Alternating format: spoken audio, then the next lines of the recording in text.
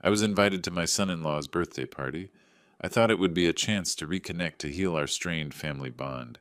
I never imagined it would be the day I was destroyed. My daughter screamed in my face, "Apologize to my father-in-law, or get out of here."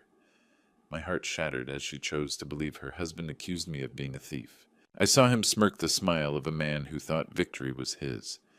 I said only 3 words, stood up, and walked away. Exactly 2 weeks later, my daughter was pounding on my door in desperation. "Thank you for being here. Before we go further, tell me, where are you watching this from? What time is it where you are? Drop a comment below. Now let me take you back to where it all began. My name is Finn Bennett. I am 68 years old. For 26 years, I woke before dawn to shape wood with my hands. Every table, every chair, every dollar had one purpose: my daughter Megan. It began in 1997, the year my wife Dorothy died from a sudden illness. One morning, she was drinking coffee and talking about Megan's school play. The next, she was gone. Megan was 7. I was 42. Overnight, I became a single father with no insurance, no safety net, and just $3,200 in savings. I didn't have time to fall apart. Megan needed me, so I worked. Woodworking was the skill my father taught me how to read grain sand until your fingers burned and build things meant to last. After Dorothy died, that skill became survival. I fixed chairs for neighbors, built shelves for a bookstore, then cabinets and dining tables. The work was hard, but it paid. Every morning I woke at 5, made coffee, kissed Megan's forehead, and went to my cramped garage workshop behind our apartment in southeast Portland. The air smelled of sawdust and stain. My hands were rough, my back always sore, but each finished piece meant food rent and another step toward Megan's future. I built her a rocking horse, a cedar toy chest with her name carved into it, and later a bookshelf tall enough to hold every dream she chased. She grew up to the sound of saws and sandpaper doing homework while I worked late. Sometimes she reminded me to eat. I always promised to stop soon. At 17, Megan was accepted into Portland State University for civil engineering. Tuition was $28,400 a year. 5 years. $142,000. I didn't have it, but I would find a way. I took more jobs, slept less, and worked through arthritis and pain. In 2017, Megan graduated. I had paid every cent.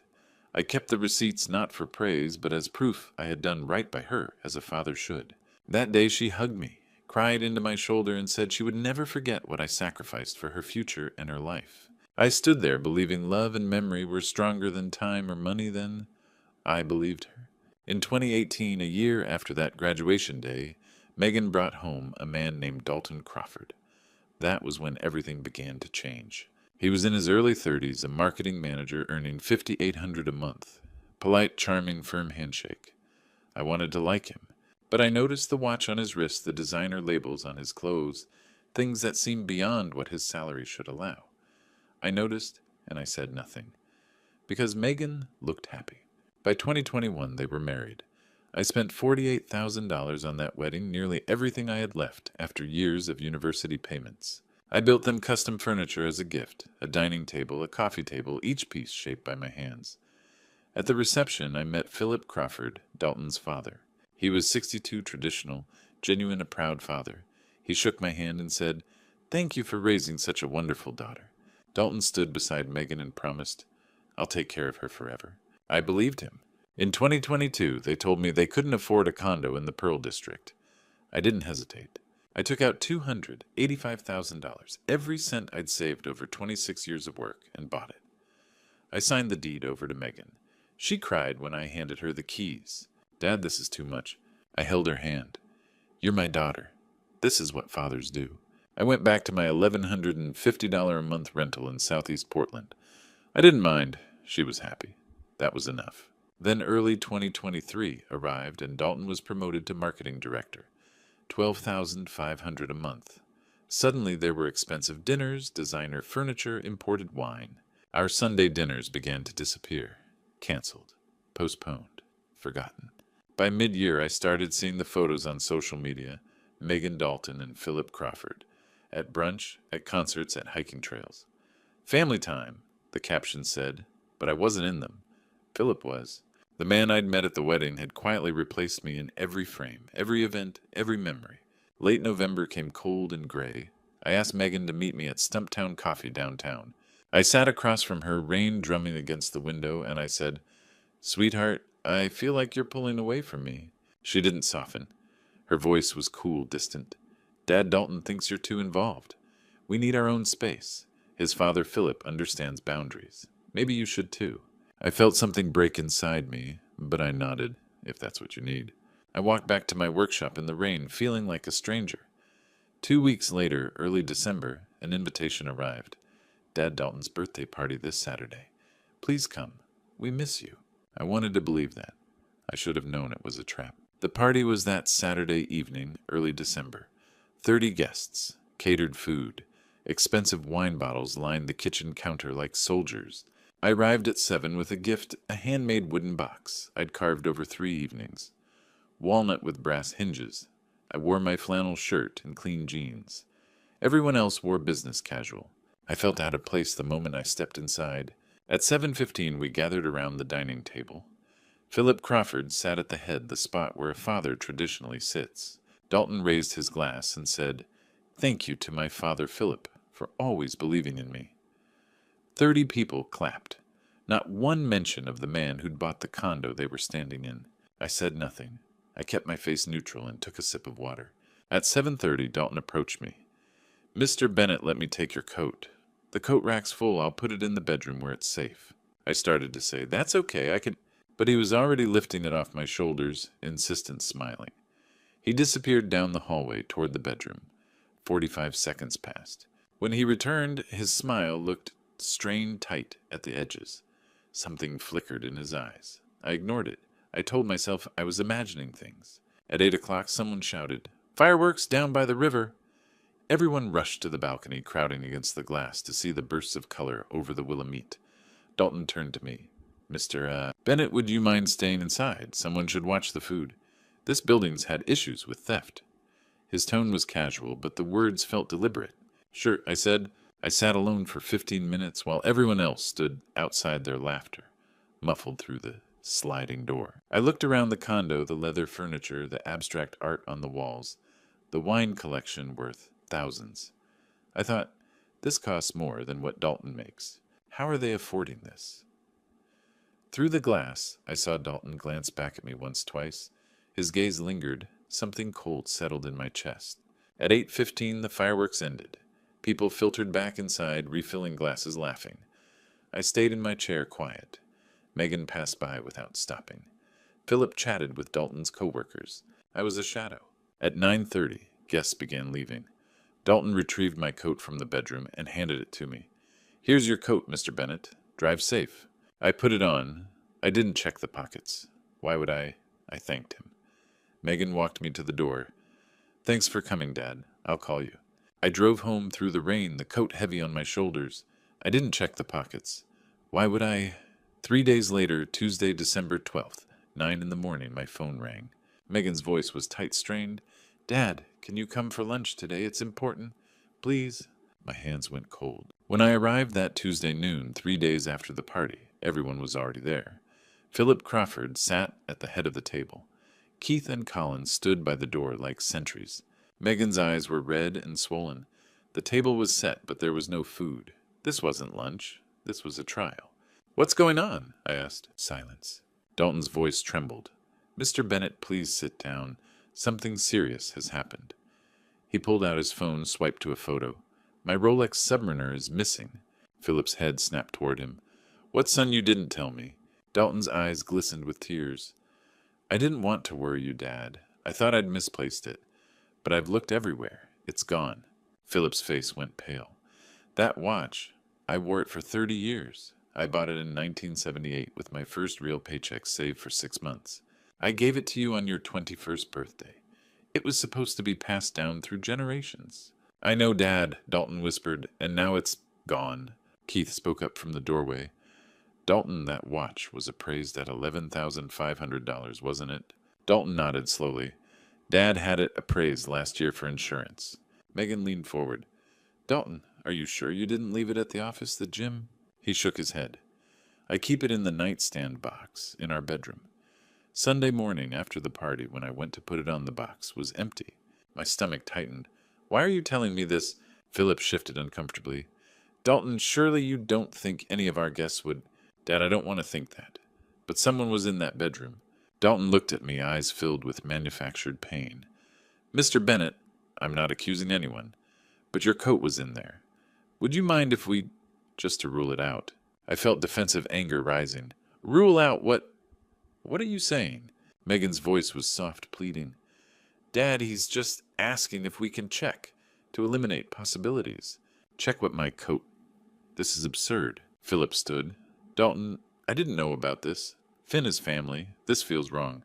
Dad, that watch is the only thing I have from you that means anything. If it was stolen, I need to know. Philip turned to me. Finn, I'm sorry. Maybe there's nothing. But for my son's peace of mind, I was trapped. Fine, check. You won't find anything. Dalton retrieved my coat from the closet. He laid it on the table. His hands shook perfect performance. He slowly unzipped the inner pocket, reached inside. His fingers closed around something. He pulled it out. The Rolex Submariner gleamed under the dining room light. Gasps rippled around the table. Complete silence. The watch dangled from Dalton's fingers. Philip's face registered shock, disbelief, horror. Megan's hand covered her mouth. No. No. Keith and Colin exchanged glances, stunned. I shot to my feet. That's impossible. I never... Dalton's voice broke. Mr. Bennett, why would you do this? I didn't. My voice cracked. Dalton, I swear I don't know how that got there. Philip stood, face flushed red. Finn, that's my watch. I gave it to my son. How's it in your coat? I don't know. Someone put it there. Megan was crying. Dad, it was in your pocket. How could you? I turned to her desperately. Sweetheart, you have to believe me. I would never... Dalton's voice was gentle, pitying. Mr. Bennett, if you needed money, you could have asked. You didn't have to steal. I didn't steal anything. Philip shook his head slowly. Finn, I respected you. You raised a good daughter. But that watch was supposed to go to my grandson someday. It's a family heirloom. He paused. I think you should return it and apologize. We won't call the police. Apologize for something I didn't do, never. Then do you have an explanation? Megan stood, tears streaming. Dad, just apologize. Please, make this right. I looked at my daughter. Megan, you know me. You know I wouldn't... Her voice cracked. Then how, Dad? How did it get there? I don't know, but I won't apologize for a lie. Her voice turned cold. Then apologize to my father-in-law or leave my home. The words hung in the air, devastating. I looked around Dalton with fake sorrow. Philip with disappointment.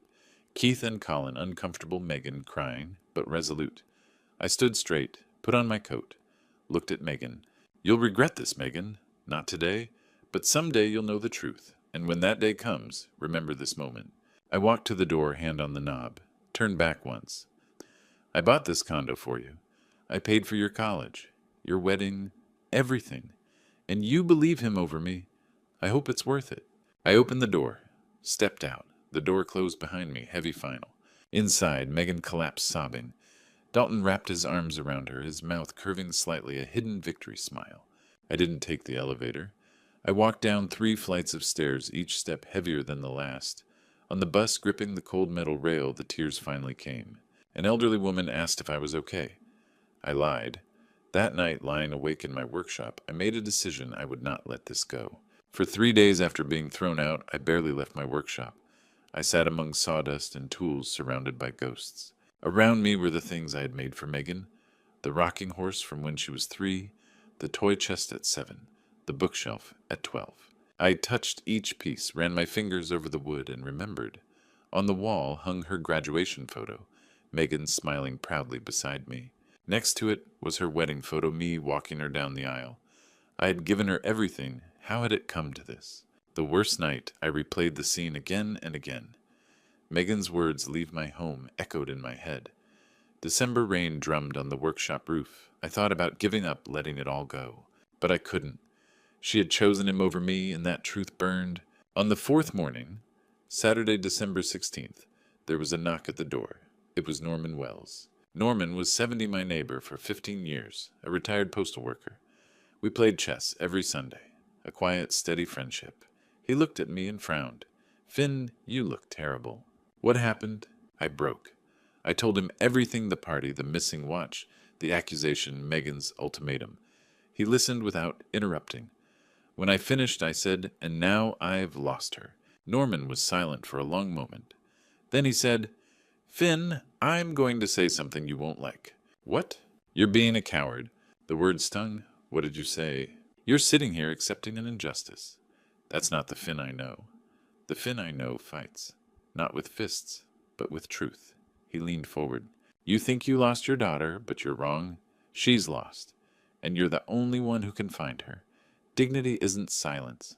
Sometimes it's standing up." I looked around the workshop. My eyes landed on a file box on the shelf. 26 years of records. Every receipt. Every sacrifice. I kept everything I said quietly. Every dollar. Norman nodded. "Then use it. Fight back." "How?" "Lawyer. Investigator. The law. You paid for that condo. You paid for everything. Make them face the truth." He was right. I won't stay silent anymore. That afternoon, I walked into a law office in downtown Portland. An old building, slow elevator, 3rd floor. Bernard Sutton was 55, bald glasses, a seasoned family attorney. His secretary looked doubtful when she saw my work clothes and dusty boots. "Do you have an appointment?" "No, but I can pay for a consultation. It's urgent." Bernard glanced at me. 10 minutes. Name, Finn Bennett. I sat down, opened the file box, and spread the documents across his desk. Bernard flipped through invoices, bank statements, tuition payments, totaling $142,000, wedding expenses of $48,000, and a condo deed for $285,000.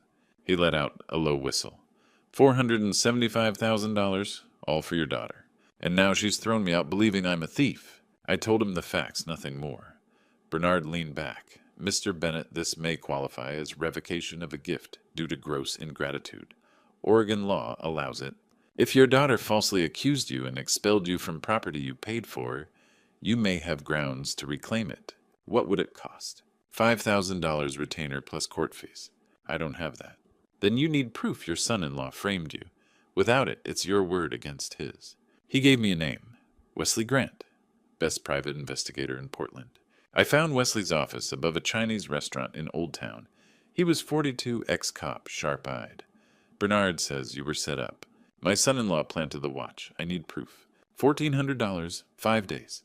I handed him almost everything I had left. 5 days, he said. If he did it, I'll find it. They felt endless. I worked until my hands bled. Barely slept. Checked my phone constantly.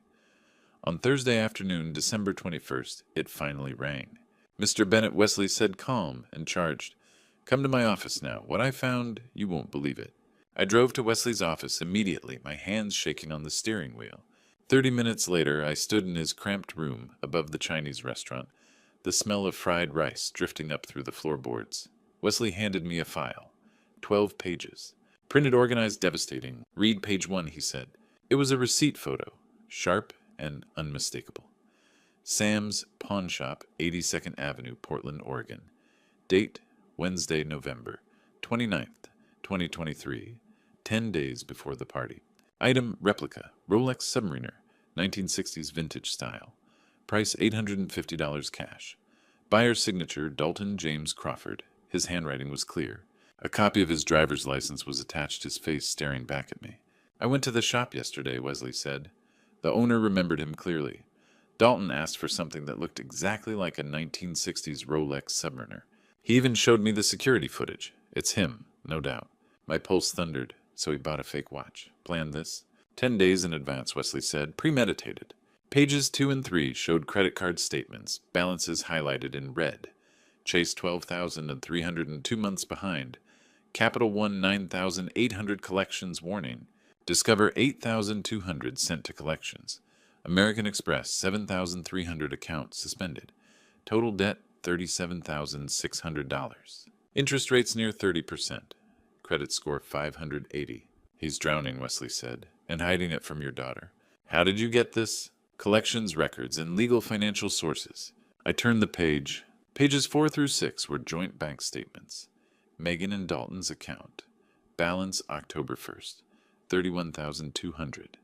Balance December 15th, $11,500. Nearly $20,000 withdrawn in 10 weeks. ATM withdrawals filled the pages, malls, downtown Portland. Then one stood out. Chinook wins. Casino Lincoln City, $3,200. All cash, Wesley said. All Dalton. Megan was at work during every withdrawal. She didn't know. And yes, the casino means a gambling problem. My stomach twisted. She has no idea. I'm certain he said. He drained their savings. Pages 7 through 9 broke down spending patterns. Combined income over $21,000 a month. Fixed expenses barely over $2,000 because I had paid for the condo outright.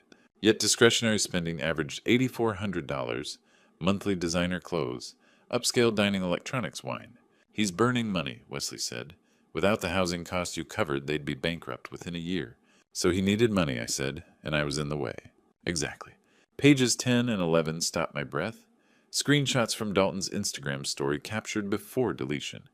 A message exchange dated November the 25th. Dalton, need to handle the father-in-law problem. Contact. What you gonna do, Dalton? If I get her to cut him off completely, I'll have full control. Working on a plan. He posted it drunk, Wesley said. Deleted it minutes later, but I caught it. He planned this, I whispered, in writing. Page 12 was Wesley's signed conclusion. Purchase of fake watch. Hidden debt. Secret withdrawals. Gambling. Manipulative messages. Final line evidence strongly suggests deliberate framing to isolate father-in-law and gain financial control. Recommendation, immediate, legal, action. Wesley looked at me. Your son-in-law isn't just dishonest, he's predatory. And your daughter is his victim, too. I sat there gripping the file, every lie laid bare in black and white. Wesley asked quietly, What do you want to do? I met his eyes. I want my daughter back, and I want him gone.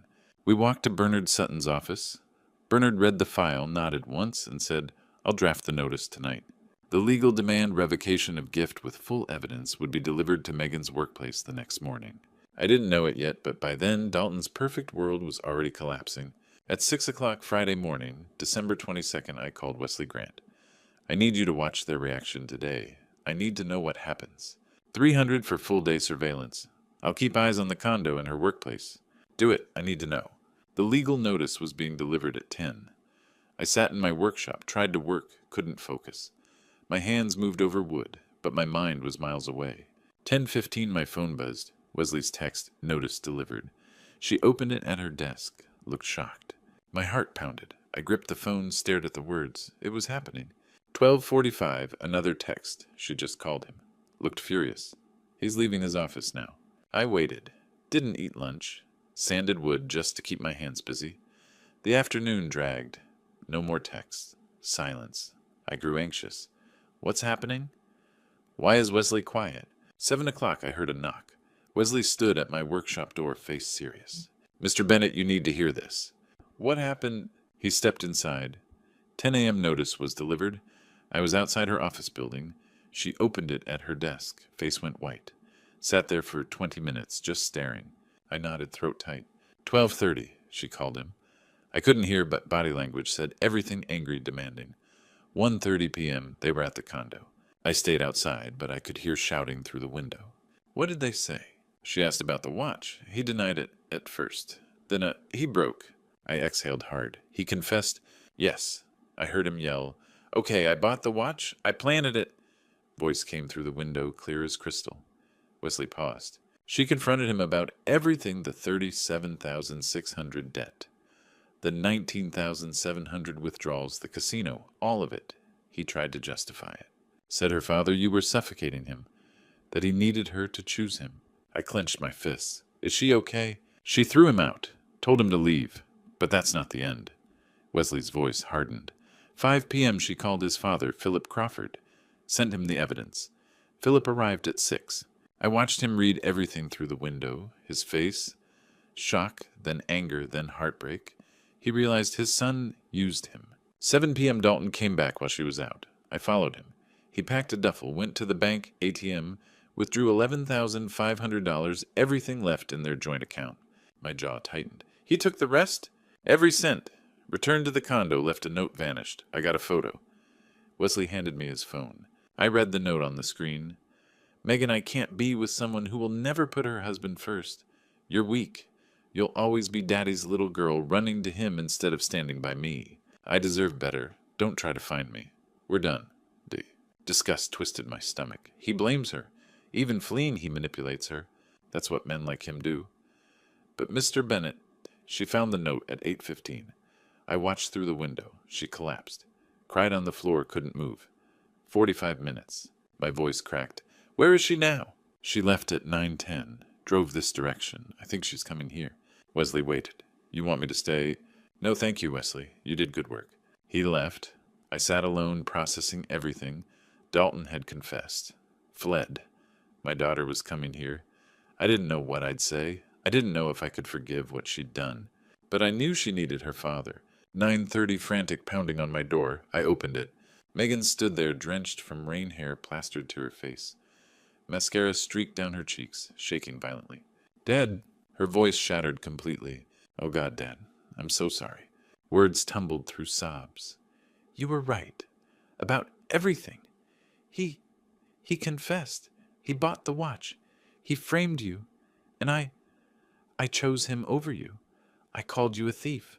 I threw you out of our home. And now he's gone. Took all our money. Left me, and I... Her legs gave out. She dropped to her knees on my doorstep, rain pouring down. I'm so sorry, Dad. Please forgive me. I'm so sorry. I already knew everything, Wesley had told me. But hearing from Wesley and seeing my daughter standing before me, broken and begging, were two different things. Part of me wanted to pull her inside immediately, tell her everything was forgiven, that I'd fix everything. But another part, the part that had been humiliated and thrown out like garbage, knew this moment would shape everything that came next. I stepped aside. My voice was quiet but firm. Come in. We'll talk. I let her sit at my small kitchen table. She was shaking, soaked from the rain mascara streaked down her cheeks. I poured 2 cups of coffee, black, no sugar, the way we both drank it, and sat across from her. Rain tapped steadily against the window. This is what happens next, I said. Megan wrapped her hands around the mug, trembling. She couldn't stop crying, breath hitching in sharp little sobs. I stayed calm, steady, not angry. Megan looked at me. She lifted her swollen eyes. I love you. I always will. You're my daughter, and that never changes. Relief broke through her tears, but I raised my hand. But love without respect is empty. And right now, you need to earn my respect back. She nodded. I know. I have to. So here's what will happen. This is not negotiable. Anything, Dad? Anything. First, you will sell the condo, the one I bought. Her eyes widened, then she nodded. Second, you will pay off every debt Dalton put in your name. All of it. Credit cards, loans, anything he hid from you. She swallowed. I will. Third, you will buy a smaller place. Something you can afford on your own salary. Not impressive, not luxurious. Just real. She nodded again. Fourth, you will do this alone. No money from me, no co-signing, no rescue. When you've paid your own way and stood on your own, then we rebuild on mutual respect. Not guilt, not obligation. She cried harder but kept nodding. I understand. This isn't punishment, I said. It's a lesson I should have taught you earlier. I gave you everything and made you dependent. Dalton saw that weakness and used it. Now you'll learn to stand alone, not because I'm angry, but because I love you. What if I fail, she asked. Then you learn, but I don't think you will. I believe in you. Will you ever forgive me? I already have, I said. But forgiveness doesn't erase consequences. You made choices. Now you face them. That's adulthood. When do I start? Tomorrow. Call a realtor. She nodded. Okay. And you can call me, I added, anytime. For advice, not money. She managed a small smile. Deal. She left around 11. The rain had stopped. I watched her taillights fade into the wet Portland night. I didn't know if she'd follow through, but I'd given her a choice: grow up or stay dependent. 6 months would tell me everything. 6 months passed. Megan kept her word. In January, the condo sold for $320,000 in a weak market. After closing costs, she netted $302,000. In February, she discovered Dalton had secretly co-signed her on a hidden credit card, leaving $8,400 of debt in her name, added to Bernard Sutton's legal fees.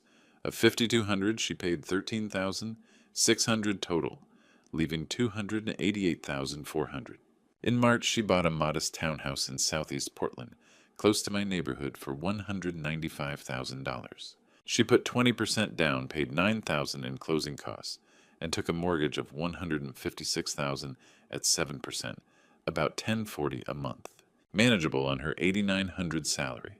Her remaining savings stood at $45,400, her first real emergency fund. In April, she earned a promotion to senior engineer, bringing her monthly income to $9,600. In May, she lived frugally cooking at home, strict budgeting, no designer clothes. Late May, Megan filed a police report for the $31,200 Dalton had stolen from their joint account. Detectives tracked him to Reno, Nevada, where he was working at a casino under a false name. He was arrested in mid-June, extradited to Oregon, and charged with felony theft and fraud. Trial was set for September. Megan declined to testify. The bank records and Wesley's evidence were enough. She wanted peace, not revenge, and she got both. In June, she met Philip Crawford for coffee. They apologized to each other and began to heal.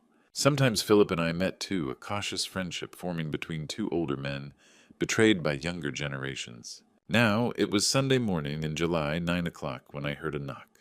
I opened the door to find Megan standing there changed. Old jeans, a flannel shirt of mine hair tied back in a simple ponytail, no makeup work boots on her feet. She held a tray with 2 cups of Stumptown coffee. "Morning, Dad. Black no sugar, right?" I smiled. "You remembered." She stepped inside, comfortable now after months of Sunday visits, and glanced around the workshop, sawdust on the floor tools on the pegboard, an unfinished oak bookshelf on the bench. "What are we working on today?" "Mrs. Isley's bookshelf. Want to help sand?" "I'd love to." We worked side by side. Her hands were clumsy at first, then found rhythm. Calluses formed where polish used to be. "This is harder than it looks. Most worthwhile things are." After a while, she said softly, "Thank you for not giving up on me." "I won't," I replied, "but I won't accept disrespect either." She nodded understanding. I handed her a rough piece of oak, then sanded it smooth and warm. "People are like wood," I said. "Sometimes we need sanding before we become strong." She smiled. Outside, Norman waved through the window. Sunlight filled the workshop. I didn't lose my daughter. I found her. And that legacy was worth more than any house. So that's my true story. Not a fairy tale, not perfect. Just real. An old carpenter's journey through betrayal, heartbreak, and something I never expected: redemption. Looking back now, I see my mistakes clearly. Don't make the mistake I made loving someone so much you forget to teach them strength. I gave Megan everything thinking that's what good fathers do. But God teaches us through struggle, not comfort. I robbed my daughter of that lesson for 26 years. Dalton saw that weakness and exploited it.